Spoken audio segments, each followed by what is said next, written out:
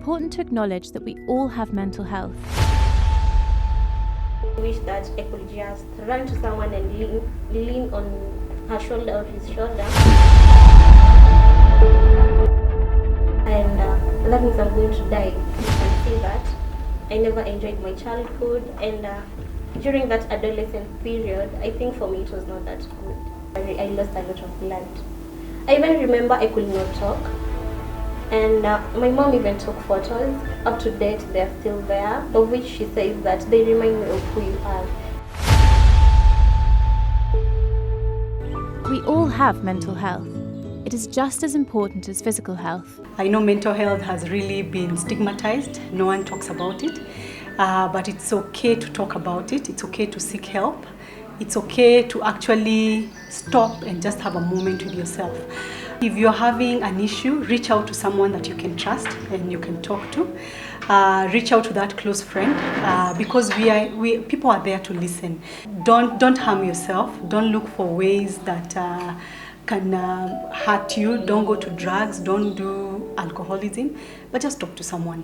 And I'm sure there are so many people, either in your family, either in your circle of friends. Look for that one person that you trust and that you can talk to. And it's okay not to be okay. It is important to acknowledge that we all have mental health and have a personal responsibility to learn how we can improve and maintain our well-being in order to lead meaningful and satisfying lives. So you said that your friends ran away from you. How was that for you? It was not that easy, because I remember I started schooling back in Taita. I was in a certain primary school, and I had this issue of being in and out of the school. And after that, while I was still there, I was just told that I'm suffering from typhoid. And you see, like, I remember, long ago, people used to have this belief that typhoid is let me say, like a deadly disease and all that. So you could find people from the village, they're running away from you. Instead of being there for you, they're running away. It even reached a point that I could not even play with the kids. And while I was in class 4, I just had to tell my parents that I cannot school in that school. And they transferred me to another school, a boarding school. And while I was in boarding school, yes, to me it looked like my parents are neglecting me and they don't want to be associated with me. But I believe that it was for my own benefit, because I was able to learn class 4 to class 6, and after that now, my problems started piling up again, and I was forced to go to another school within Taita. And I finished my primary level. I went to high school, but still you can realize that my problem has let me say that they were still with me. I can say like maybe I was a friend to the problems. While I was in Form 1, I remember I went to Bora Girls High School. It's a national school in Taita. While I was in Form 1, I just spent one term. And that term, that's when I was diagnosed. I was diagnosed with sinusitis. And I saw in mind that at that point that if not treated and if not operated, they could cause cancer infection, cancer throat. And I underwent my surgery. And after undergoing the first surgery, I went back to school, but I could not feed on anything. I was only feeding on mashed potatoes. And during October, I remember it was almost a few days to my birthday, I started developing other issues again. Going to the hospital, I was diagnosed with the same issue. And that's when I started asking God, why am I having one problem? And there was this thing that people were saying that if you're operated twice, you will die. I even remember going to my specialist at Aga Khan Hospital, and I told him, I'm not ready to be operated, I just want to die. And the doctor was like, you'll not die. If the first operation was successful, but still the sinuses have recurred again, it means that yours are, what is it called? Like they say it's something that is inheritance. Maybe someone from my family had it, hereditary. So I just agreed. And let me tell you something, that after that, the second surgery, if I look at these photos, they tell me that I was there for you. You needed someone. People went away, but I was there for you.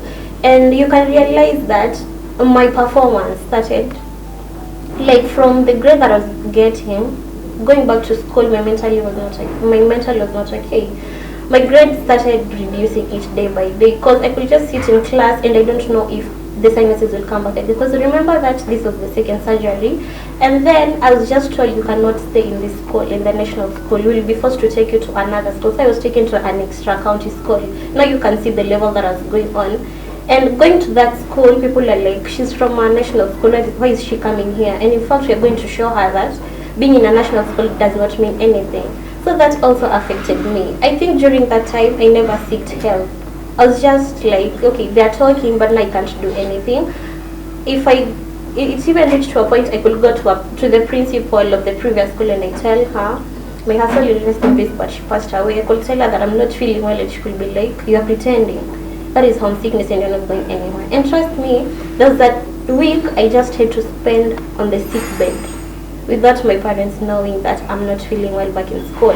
Because the thing was, she will even tell the whole school, don't help Ellyne, she's just pretending. And deep down, I was really hurting. So you see, while I was in school, I was not getting that emotional support. I was not getting the FARAJA that I needed. Although there was this friend of mine, my best friend called Ellyne, she could just sneak in and stay with me. Even if she's supposed to go to class, she could not go. She could just know that my friend is in the sick bed and she's not feeling well. So even if you've been told that you're not supposed to take care of her, let me just go. So she could just sneak in, look after me, do everything for me, then she could just go back to class. It even reached a point they were getting punished because of helping me. And I remember that it was almost midterm. And after doing my exams, I just decided that let me just go home. And after going home, I told my mom, I think I'm not ready to go on with studies because I think at home it's where I'm finding comfort, but in school I'm not, because nobody understands me. Okay, I've gone through all these surgeries, but nobody believes in me. Because I was even in school, they could not even offer me the meals that I was supposed to take, because I was supposed to take mashed potatoes, but the school cannot provide. So you're forced to eat ugali and everything, which could just corrode the part that I was operated. So after finishing my Form 4, I managed to join Mount Kenya University. But then you can realize even after the 3 years that I was operated, while I was in first year Mount Kenya University, I started developing this type of a headache that was so severe each and every time. I couldn't even bear it. After visiting my specialist again, he told me that it's like you need to visit a neurologist. After visiting the neurologist, he told me that it's like we have identified that this type of a headache is caused by hypersensitivity. So the only thing that we can do, we will just monitor it. Let me tell you something. I think I'm that kind of a person. If I hear this type of a disease, I'll go research. I want to be informed. I just went ahead and researched about the disease, and I was just so surprised that it could lead to brain tumor. I started having another, and I can see this is another set of stress and depression that I was undergoing. I was like, okay, so that means that I have a few days left, and that means I'm going to die. Now that's when I started engaging with close people. I'm like, you know what, I'm not feeling well, and it's like I'm going to die. Maybe I have a few years left, because I've been diagnosed with this type of headache, and if it's not treated, I'm going to develop brain tumor. But I thank God my friends are there. They told me, Ellyne, at times, whatever you've been told, don't stick it in your mind. Because if you say that I'm sick, you're going to be sick. But if you say that I'm healed, you're going to be healed. You know, at times, the thoughts, whatever you think, it also affects your health. And it also affects your mental health, let me say. That because after I started having a positive mentality that I'm not sick, and whatever I'm suffering for, if treated for the 6 months that I've been told by the doctor, I'm going to get better. So I started my medication, and after the 6 months, trust me that the headache started reducing each day by day. And up to date, I've not taken the drug that I was told that you're supposed to take after the 6 months, because I decided that let me just treat myself. I see if I'm going to get better without the drugs. And trust me, even if it comes, I think it's just a normal headache, but not the ones that I was told that I'm having. Yes. Thank you, Ellyne, for sharing your story. And I can only imagine how it feels like. Let's just go back to when you shared that in primary school you had a condition, typhoid, and your peers could not understand. And they made you feel like you had a deadly disease. But you had your mother who gave you the support and made the journey easy. But it was not easy for you because you needed your friends. You needed that support also from them. I can only imagine how it felt, and you came out of it a strong person.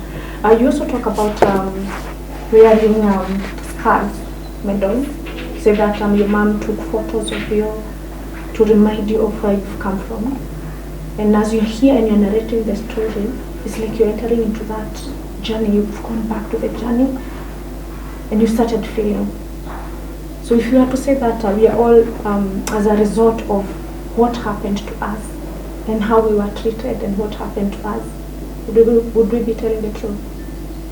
Pardon? If we say that we are all the people that we've become today as a result of the journey that we've come from, how we've been treated, the things that has happened, would we be telling the truth?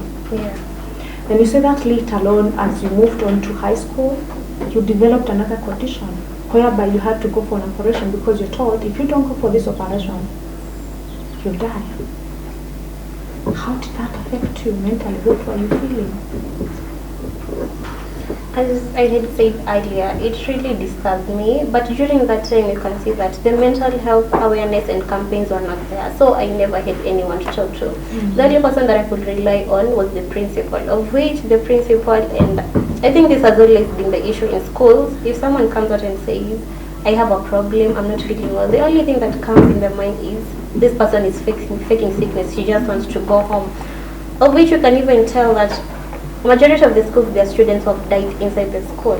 Let me just tell you, the thing is, the thing that they don't want to listen to the students' problems is also another thing, because you can find out that it does not mean that, okay, I was there and I was not feeling well, but how sure am I there are many people out there who had the same issue but they could not talk out, because they were like, if you are being told not to take care of Ellyne, what about me? If I say it, will I also get the same treatment, or I'll be given another treatment?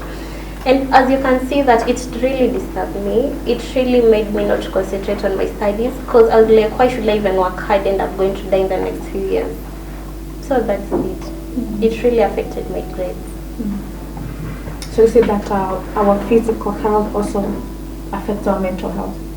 Yeah, that's what I can say. There's a connection Yeah, between the two. there's a connection. And our mental health affects our physical health. Yes, exactly. Yeah, you also talked about after now going to campus, you developed another challenge with your health and you had to see a neurologist. And by seeing the neurologist, you were told that you have a condition, which you said was hypersensitivity. And so you went ahead and researched on it and so that it can cause brain tumor. And you got worried about it. Yeah, that was another thing. Now it took me now to where I had begun from, like, okay, the other battle I fought, but not this one, I can't fight it. Because people believe that when you have a brain tumor, the next thing is just you're going to die. Because a lot of people, like, I've had people have died from that, and even if you're going to survive, definitely your mental health is going to be affected. Because it'll be like, okay, I'm seated here, we are planning something that is, you can see right now people are like, we are fighting for the agenda of 2030. You're like, okay, fine, I'm fighting for this thing, but during this year, where will I be? So you see, that is going to affect my mental health also. And by that, if I had not like realized myself, and if I had not like said, okay, I'm okay, and I'm going to adhere to the medication as prescribed by the doctor, I could have gotten the brain tumor or something, because up to date I've not gone for I was supposed to go for a CT scan, but I decided that I'm not going, and I said that I'm okay. So you can realize if I had gone, and if maybe the doctors could have told me, okay, you only have 1 year left, I could not be doing whatever I'm doing right. I could be like, why should I do it? And I know by next year, even whatever I'm fighting for, I'll not be able to see it. So what you say is that it's all about our thoughts, what is in our thoughts. Yes, because you're here researching and you're finding out that if this thing is not treated, it can cause brain tumor. And you get so worried, you freak out, but the next minute you have your friends that tell you, get out of it, you know, and your thoughts changes and also your feeling changes. My question is, did you have any scan done to confirm maybe whether you had any other problem, or was it just a speculation that this is what can lead to this? What were the findings? They had taken me for a session of, let me say, it's kind of a therapy. But as in, you know, he's the person of the therapist. Whatever he did, I don't know. So he just told me, before we take you for the main CT scan, we have to do a process for you.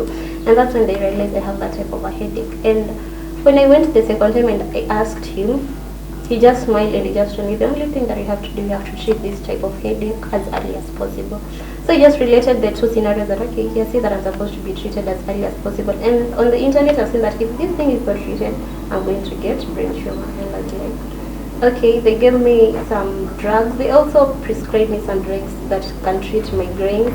I think what they were trying to do is they were trying to protect me, like, okay, let's just try in any way that we can, so that at least we can, the situation will not be worsened. And after taking the drugs and after changing my mind that I'm okay, even if I always have this type of headaches, and if he has said that I have this type of hypersensitivity headache, but if I work upon it, I'll be well. I just decided to work that, and I decided to be me, and I decided to also engage with people so that I can hear their different perspectives. Because if I decided to shy off from that situation, like, people will not think Ellyne akona cancer ya kichwa ama brain tumor ya kichwa. No, I just decided to tell people that I have this type of headache, and if not treated, this is what it will lead. So you took responsibility of yeah, yourself. I took the responsibility alone. And then, or maybe the other thing that maybe you need to ask yourself is about diagnosing yourself using the internet. Because if maybe you went today and searched for the same, would you get the same results? Because I think we are getting to a place of the tendency of, if we have these kind of problems, you go to the internet and we research the symptoms and you're given the diagnosis. Do you think it is right? Because maybe that we be going there, Amal, should we say that that is just an information that is there that does not diagnose? Maybe. Okay, for what I can advise people is, if you hear that you have a situation, don't go to the internet and research, because I guess people are after money and they'll write any information that comes in their mind. You can even get the information that is there is not right.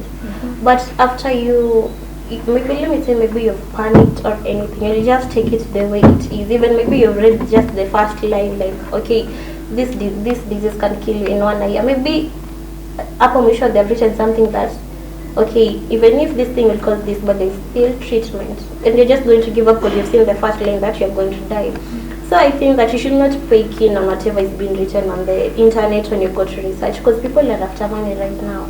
Good thing that you've shared, because even in mental health we have that tendency of people picking their symptoms and then going to the internet, diagnosing themselves. Then someone comes out and says, oh, I have panic disorder, I have bipolar, I have schizophrenia, I have this and that and that. But now the question is, does the internet really have all the information that we need? I would say that it is full of junk as well as information. But how can we distinguish that this is the information that can help me and this one cannot help me? So is it a very good place for us to go and diagnose ourselves? You've said no. So maybe the best thing that someone can do is to go to the doctor and get the proper diagnosis. Because the doctor will have, this internet doesn't know you, doesn't know all the other conditions that you've gone through in your life, doesn't understand you. So but when you go to the doctor, they listen, they hear you out, and you say that this doctor was a therapist, and you said you went for second sessions, and then you went ahead and looked at the internet, and then you got this and you got scared.